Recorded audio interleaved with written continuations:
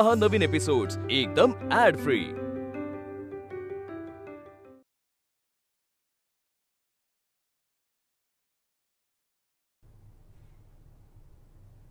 तुम्ही पेपर्स मागवले होते ना? ये रावसाहेब ये बस काय ज्या येळेची मी वाट बघत होते ती येळ आता आली आहे। हे तुझ्या ताब्यात घे आणि मला माझ्या जबाबदारीतनं मोकळ कर। काय आहे काय पण हे घर माझ्या नावावर असल्याची ही कागदपत्र आहे। तुला जेव्हा वेळ मिळेल तेव्हा मला कचेरीत घेऊन चल, हे समज घर तुझ्या नावावर करून द्यायचं। याची काही गरज नाहीये। गरज नाही कशी? अरे आता माझं वय झालंय, हे वज घेऊन वर जायचं नाही मला। काही वरबेर जाणार नाहीये तुम्ही, अजून खूप जगायचं तुम्हाला, खूप गोष्टी बघायच्या आहेत। वय पण नको ये वज मला। अहो घे। पण आपल्याला अंबिका आणि भाऊला वगळून हा निर्णय नाही घेता येणार। त्यांच्याशी बोलावं लागेल, नाही तर पुन्हा काहीतरी नवीन रामायण सुरू होईल। अंबिकाबद्दल तू काय बी बोलू नकस। राहिला भाऊचा विषय, त्याची जबाबदारी तुझ्या खांद्यावर आहेच की, आणि कायम ती तशीच राहणार आहे। तुला कशाची बी हाव नाही हे ठाव आहे मला, पण हे घर टिकून राहिलं पाहिजे। घर तुझ्या नावावर असेल तर ते टिकून राहील, नाहीतर त्याच्यात नावं वाढली की त्याचे तुकडे पडेल, आणि हे मला होऊ द्यायचं नाही। तेव्हा हे समज तुझ्या नावावर करून घे, म्हणजे मी मोकळी झाले बघ।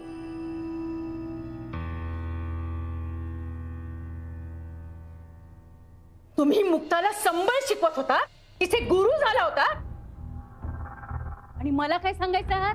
मी कामासाठी जातोय आणि तिथे जाऊन त्या मुक्ताला शिकवत बसायचा।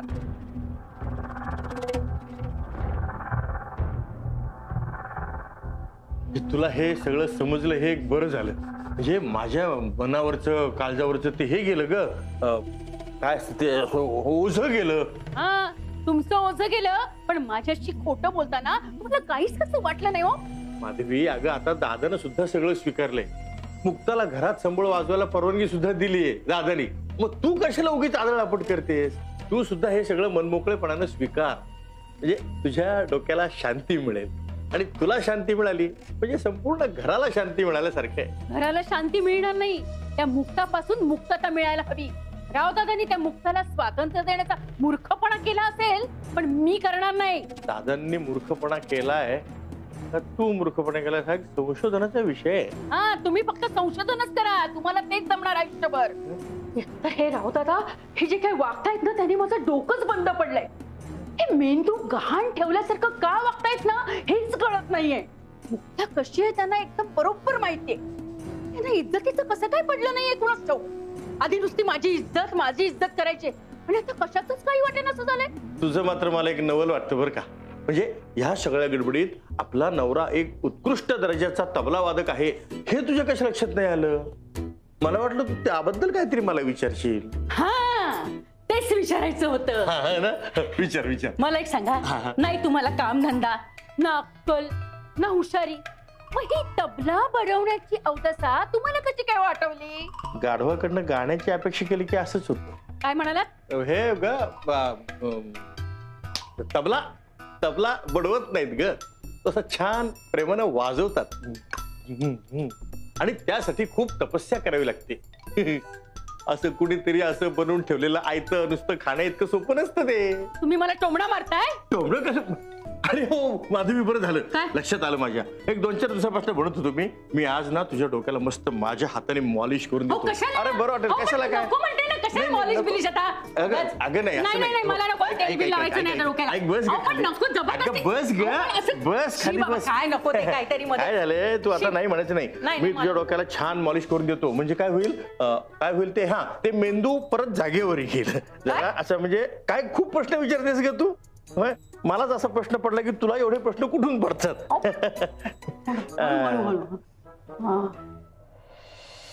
अंबिका वनसेंच्या बाबतीत जरा नरमाईने वागा तुम्ही। होय रावसाहेबा, असं चिडून जाऊ नगस, नाहीतर तुझ्याबद्दल त्यांच्या मनात आणखीनच गैरसमज निर्माण होते। हो दे ग, काय फरक पडतो? इतकं सगळं होऊन सुद्धा तो दत्ता पुन्हा पुन्हा त्याच चुका करतोय। होय. आणि अंबिका पुन्हा पुन्हा त्या चुकांवरती पांघरून घालते. त्यांना चांगली शिक्षा झालीच पाहिजे. पण रागावून सगळ्याच गोष्टी बिघडत जातील. होऊ दे. अहो ऐका, रावसाहेब थांब. यांच्या अशा वागण्याने ना सगळ्या गोष्टी बिघडणार आहेत आता. हे दोघे सक्के एकमेकांचे पार वैरी झालेत बघ. हे असंच जर चालू राहिलं तर पुढं फार वाईट काहीतरी घडेल मग. सारखं भांडतायत दोघं. ती अंबिका काय आपलं वागणं बदलं ना, आणि हे काय ऐकना.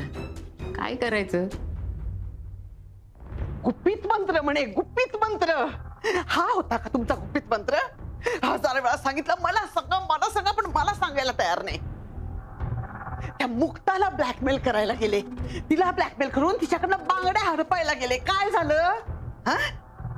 अहो जरा तरी विचार करायचा की दादाला कळलं तर याचे परिणाम काय होतील.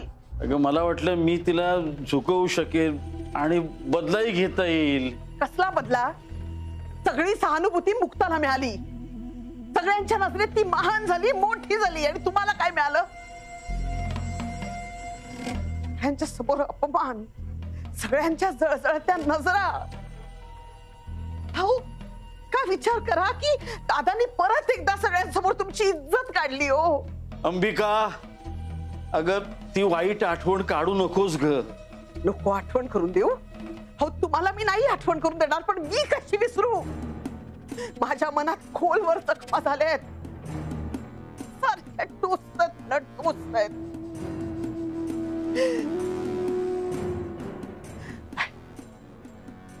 अशी शांत बसणार नाही, सोडणार नाही. मी कोणालाही सोडणार नाही. घेईन एकेकाला.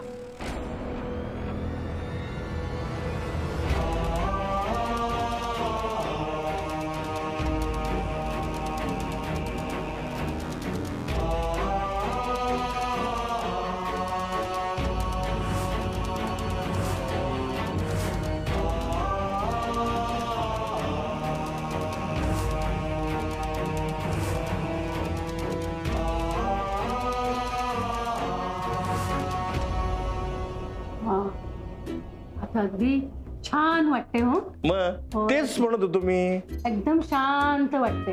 हिला शांत करण्याचा एक नवा मार्ग मला सापडलाय आता. काय पुटपुट आहे? काय पुटपुट तर म्हणजे मी म्हणालो love you too. Love you too? पण मी कुठे तुम्हाला आय लव्ह यू म्हणाले? आता काय म्हणत इतक्यात? अहो मी काय नाही म्हणाले. मी म्हंटल डोकं शांत वाटतंय तुमच्या मसाजमुळे. हा ना. मग दत्ता भाऊनी पुन्हा एवढा मोठा अपराध करू नये. राव दादा अजून गप्प कसे? यावेळेस त्यांना माफी मिळेल की आधीपेक्षा मोठी शिक्षा? काय करतील दादा?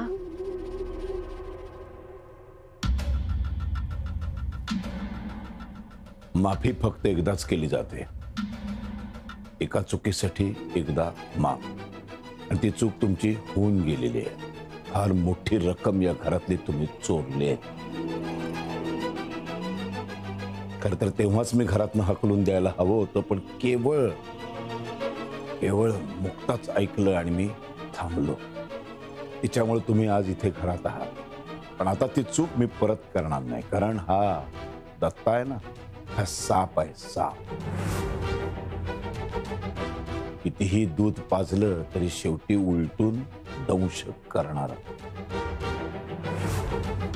तुझ्या एवढा कपटी माणूस मी माझ्या आयुष्यात पाहिला नाही. घरात राहायची जी परवानगी मी तुला दिली ही चूक मी आता पुन्हा करणार नाही. आणि यावेळेस माफी नाही, शिक्षा होणार.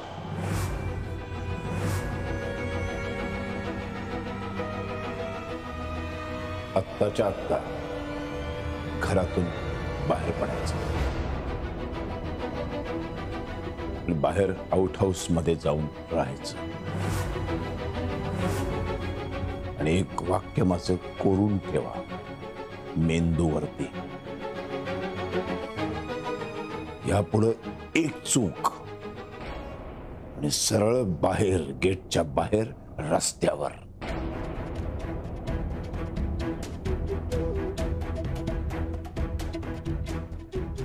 आणि मग मात्र हे दरवाजे कायमचे बंद होतील. एकदा चोरी केली, माफ करू शकतो मी, संधी द्यायला हवी. पण दुसऱ्यांदा केला जातो तो गुन्हा असतो आणि गुन्हेगाराला माफी नाही. आत्ताच्या आत्ता इथून निघायचं आउट हाऊस मध्ये. सामान उचलून घेण्याची सुद्धा तसदी घेऊ नका. ते मी कोणाकडनं तरी पाठवून दे.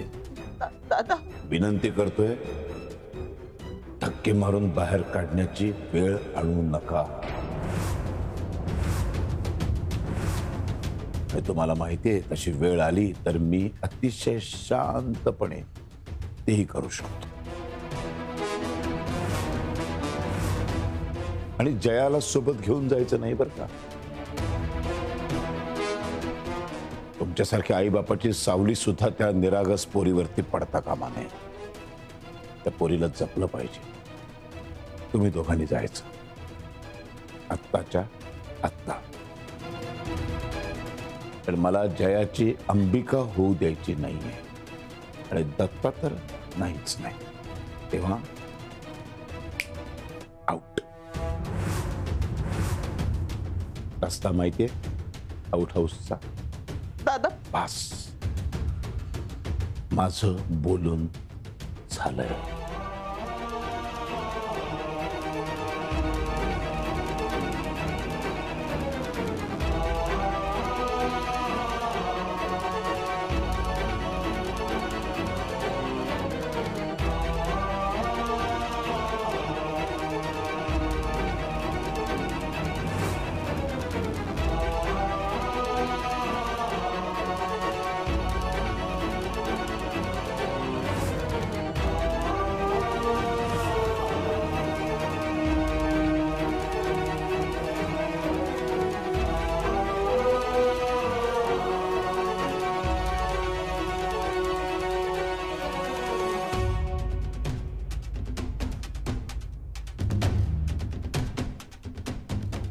काय झालंय? आता या क्षणापासून हे दोघं बाहेर आउट हाऊस मध्ये राहतील. माझा निर्णय झालेला आहे आणि निर्णयाच्या आड कोणीही यायचं नाही.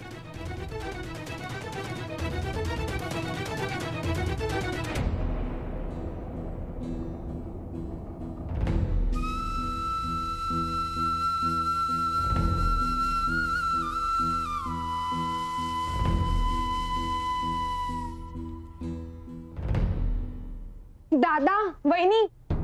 काय ग, काय झालं? अरे राव दादा, अंबिका आत्या आणि दत्ता मामाला घराबाहेर काढून आउट हाऊसला ठेवतायत. काय? हो, दत्ता मामाने तुझ्याकडून बांगड्या घेतल्या ना, त्याची शिक्षा मिळते त्यांना. देवा. चला तुम्ही. हो हो, चल चल.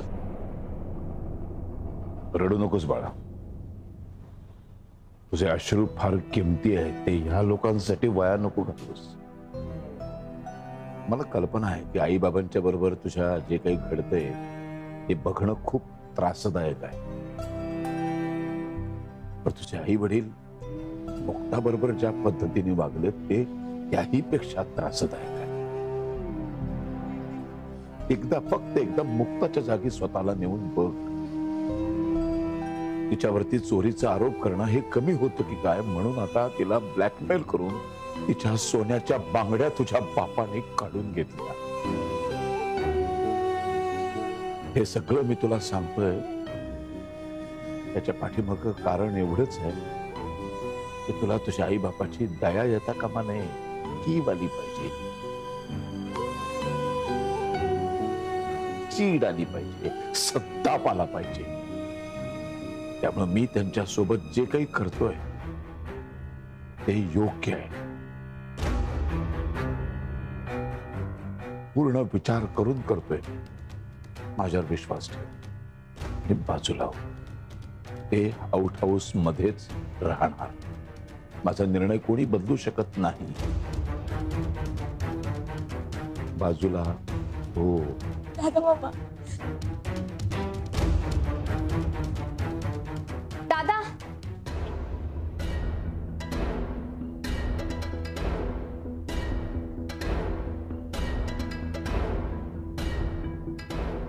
दादा तुम्ही. एकदा मी तुझं ऐकलं आज तू माझं ऐकायचं. हे दोघं आउट हाऊस मध्ये राहणार हा माझा निर्णय झालेला आहे आणि या निर्णयाच्या आड कोणीही यायचं नाही.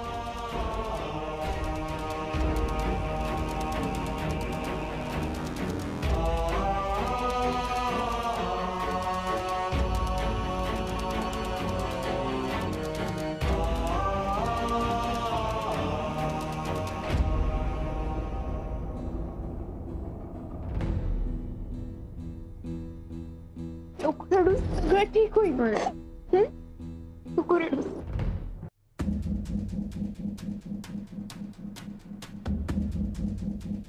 चांगल्या वाईटाचा विचार करण्यासाठी ही जागा उत्तम आहे. इथलं वातावरण खूप पवित्र आहे कारण इथं मुक्ता राहत होती. दादा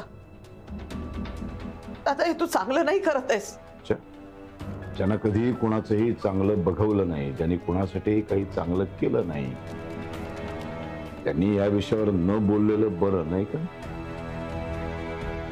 इथे राहिला तर चांगल्या वाईटाचा विचार करा आणि जसं जसं चांगलं वागत जाल, चांगली कामं करत जाल, तसं तसं या घरामध्ये राहण्याच्या योग्य व्हा.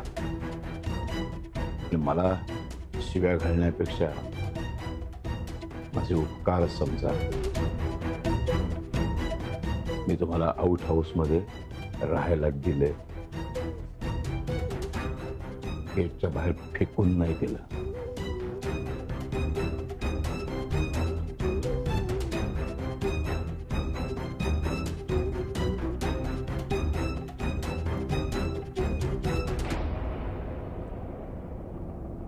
अगं किती रडशील. जया बास अगं बाळा, आम्ही सगळे आहोत ना तुझ्या बरोबर. सगळं व्यवस्थित होईल.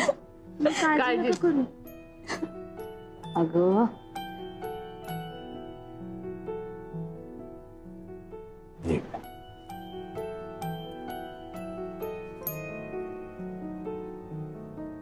रडू नकोस. मला खरं सांग, काय करायला हवं मी? तुझे आई बाबा सातत्याने त्याच चुका करत राहतात. प्रत्येक वेळेला दुर्लक्ष करायचं का मी? प्रत्येक वेळेला मी त्यांना माफ करायचं का? नाही ना होऊ शकत असं. आता घरामध्ये सगळेजण एवढे आनंदात आहे, एक आनंदाचं वातावरण आहे, तर हा आनंद द्विगुणित करणं हे प्रत्येकाचं कर्तव्य आहे की नाही? मग ते आनंद वाढवण्याच्या ऐवजी हे दोघं काय करतात? आनंदावरती सातत्याने विरजण टाकत बसतात, नांगर फिरवतात. काय करायला पाहिजे? हा, मला मान्य आहे की या सगळ्याचा तुला खूप त्रास होतो, त्याबद्दल मी माफी मागतो तुझी. नाही दादा मामा, तुम्ही माफी नका मागू. त्यांचं चुकतंय हे मला समजतंय, पण माहित नाही का मला वाईट वाटतंय दादा मामा. जया, अगं वाईट वाटणं साहजिक आहे. आई वडील आहेत ते तुझे. नको काळजी करू. जसा काळ निघून जाईल ना, सगळं नीट होईल. आधी डोळे पुस. पुस पुस पुस पुस. हे नाही, असं रडताना तुला बघायला नाही आवडत. त्याच्याऐवजी ते तू नेहमी वेड्यासारखं बडबडतेस बघ, काहीतरी खोळ्यासारखं. कुठलाही एक शब्द पकडून मी याच्यावर एक किस्सा सांगू का, आणि मग काहीतरी विचित्र किस्सा सांगतेस नाही का? तर ते सांगताना जो चेहरा असतो ना, तो बघायला खूप आवडतो आम्हाला. तेव्हा ते खूप छान दिसतेस. दादा मला एक किस्सा आठवला, सांगू का? बरं, आज आपण एक काम करणार आहोत. आज आपण रात्री एक गेम खेळणार आहोत. खेळ गेम म्हणजे आपला हा एकोपा वाढवण्यासाठी. तर ही जबाबदारी आपल्या दोघांवरती आहे. काय मुक्ता? कारण आपली दोघांची एक टीम आहे ना. होय. हा,